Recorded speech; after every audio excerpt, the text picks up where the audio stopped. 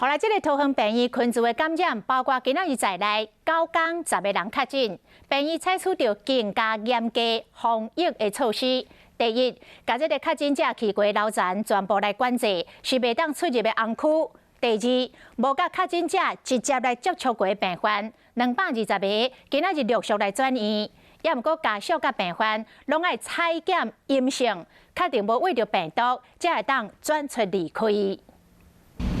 救护车驶到现场，急诊前后门医疗大楼拢有停救护车替病人转院。昨天都有做快筛才可以转院，准备今天转到长庚。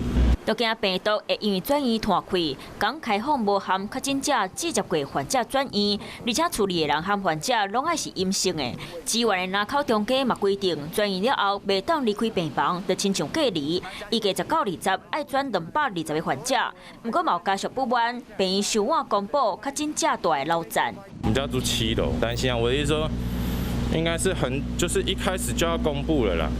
连楼层也要公布，这样比较好。汤病院讲，确诊者大过楼层，拢有去为红区电梯管制，无法度出入。啊，若路口来送货的人，若穿好满喙暗，佮戴安全帽啊来保护家己。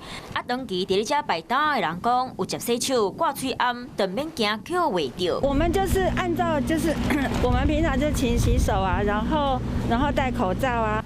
因为真侪人小话，20号刚剩9个科有咧共看病的人一天比一天少，比前一礼拜少真侪。